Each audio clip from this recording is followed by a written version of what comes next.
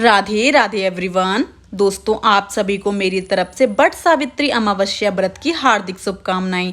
आज के इस वीडियो में आप जानेंगे बट सावित्री अमावस्या व्रत की पूजा में हमें किन किन चीज़ों की आवश्यकता पड़ती है, सामग्री की लिस्ट जानेंगे। 6 जून 2024 को बट सावित्री अमावस्या व्रत आने वाला है। दोस्तों, ज्येष्ठ माह के कृष्ण पक्ष की अमावस्या तिथि के दिन बट सावित्री का व्रत रखा जाता है। मान्यताओं के अनुसार बट सावित्री के दिन सुहागिन महिलाएं बट यानी बरगद के पेड़ की पूजा करती हैं। ऐसा कहा जाता है कि इस पेड़ में भगवान विष्णु, ब्रह्मा जी और शिव जी का वास होता है। इस दिन बरगद के पेड़ की पूजा करने से पति और परिवार को सौभाग्य का आशीर्वाद मिलता है और पति की अकाल मृत्यु का खतरा टल जाता है। बट सावित्री व्रत के दिन पतिव्रता स्त्री बट वृक्ष की परिक्रमा करती हैं और चारों ओर कलावा बांधती हैं। माना जाता है कि ऐसा करने से पति की उम्र और संतान की प्राप्ति की मनोकामना पूर्ण हो जाती है। आइए दोस्तों, जान लेते हैं पूजन सामग्री की लिस्ट में क्या क्या हमें चाहिए होगा। हमें चाहिए होगी बट वृक्ष की डाल, भींगा हुआ काला चना, बांस का पंखा, कलावा या सफेद सूत हल्दी में रंगा हुआ, मौसमी फल जैसे आम, लीची, तरबूज, अक्षत यानी चावल, धूप बत्ती, फूल लाल पीला और फूलों की माला, पान, सुपारी, गंगा जल, पवित्र जल, आसन, केला का पत्ता, नए वस्त्र लाल या पीले, मिट्टी का घड़ा, दीप बाती, देसी घी, तांबे के लोटे में गंगा जल मिला हुआ जल, सिंदूर, रोली, हल्दी, मिठाई। दोस्तों, यही सामग्रियां हमें चाहिए होंगी बट सावित्री अमावस्या व्रत की पूजा के लिए। आइए दोस्तों, अब जानते हैं बट सावित्री अमावस्या व्रत की सरल पूजा विधि क्या है। बट सावित्री व्रत वाले दिन सुहागिन महिलाएं सुबह उठकर स्नान आदि कर लें। स्नान के बाद इस व्रत का संकल्प लें, 16 श्रृंगार करें। साथ ही इस दिन पीला सिंदूर भी जरूर लगाना चाहिए महिलाओं को। इस दिन बरगद के पेड़ के नीचे सावित्री, सत्यवान और यमराज की मूर्ति रखें। बरगद के पेड़ में जल डालकर उसमें पुष्प, अक्षत यानी चावल, फूल और मिठाई जरूर चढ़ाएं। वृक्ष में रक्षा सूत्र बांधकर आशीर्वाद की प्रार्थना करें। बट वृक्ष को कच्चा धावा लपेटकर 7 बार परिक्रमा करें। इसके बाद हाथ में काले चने को लेकर इस व्रत की कथा सुनें। कथा के बाद ब्राह्मण को दान दें। दान में वस्त्र, दक्षिणा और चने दें। अगले दिन व्रत को तोड़ने से पहले बरगद के वृक्ष का कोपल खाकर उपवास समाप्त करें। दोस्तों, आइए दोस्तों, अब सुनते हैं बट सावित्री व्रत की पौराणिक कथा कहानी। ध्यान से सुनिएगा। पौराणिक मान्यताओं के अनुसार बट सावित्री व्रत करने से पति की आयु लंबी होती है और परिवार में भी सुख समृद्धि बनी रहती है। यही नहीं, अखंड सौभाग्यवती भव का भी आशीर्वाद प्राप्त होता है।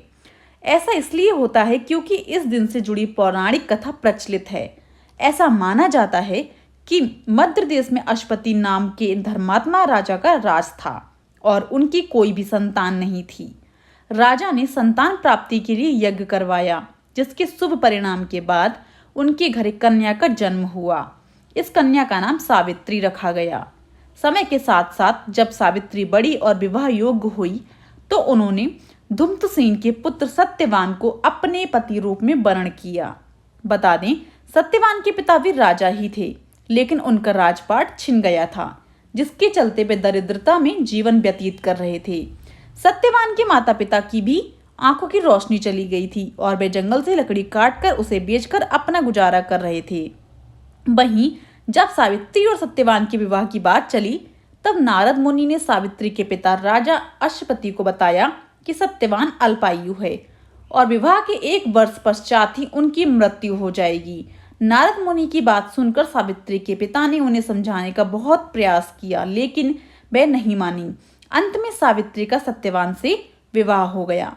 शादी के बाद सावित्री अपने सास, ससुर और पति की सेवा में लग गई। फिर एक दिन वो दिन भी आ गया जिसका जिक्र नारद मुनि ने किया था। सत्यवान की मृत्यु उसी दिन सावित्री भी सत्यवान के साथ वन को गई। वन में सत्यवान लकड़ी काटने के लिए जैसे ही पेड़ पर चढ़ने लगा कि उसके सिर में असहनीय पीड़ा होने लगी। कुछ वह सावित्री की गोद में सिर रखकर लेट गया। कुछ देर वह सावित्री की गोदी में सिर रखकर लेट गया।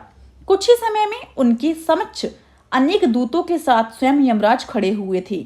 यमराज सत्यवान की आत्मा को लेकर दक्षिण दिशा की ओर चलने लगे। पतिव्रता सावित्री भी उनके पीछे पीछे चलने लगी।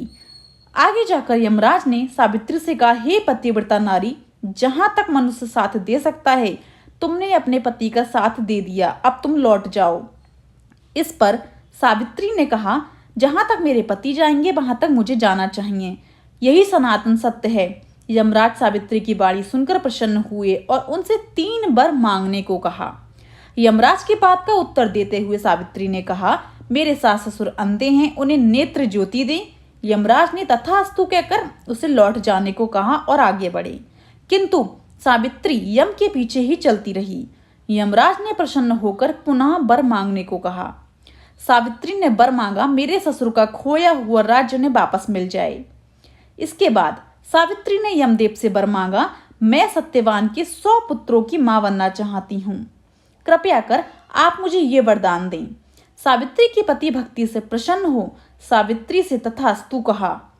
जिसके बाद सावित्री ने कहा कि मेरे पति के प्राण तो आप लेकर जा रहे हैं, तो आपके पुत्र प्राप्ति का वरदान कैसे पूरा होगा। तब यमदेव ने अंतिम वरदान को देते हुए सत्यवान की जीवात्मा को पास से मुक्त कर दिया। सावित्री पुनः उसी बट वृक्ष के लौटी तो उन्हें पाया कि बट वृक्ष के नीचे पड़े सत्यवान के मृत शरीर में जीव का संचार हो रहा है। कुछ देर में सत्यवान उठकर बैठ गया।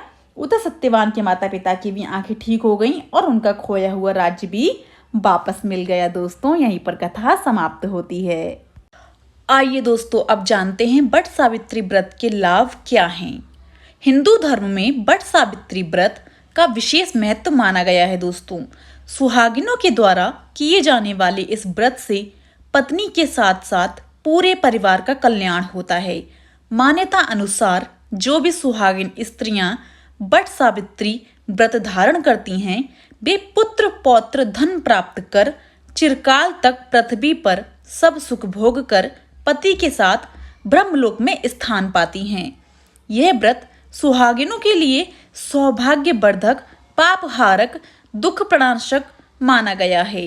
इसका फल करवा चौथ के व्रत के रखने के समान ही प्राप्त होता है। दोस्तों, यदि आपको आज की वीडियो पसंद आया हो तो जाने से पहले मेरे चैनल को लाइक, शेयर एंड सब्सक्राइब करना बिल्कुल भी ना भूलें।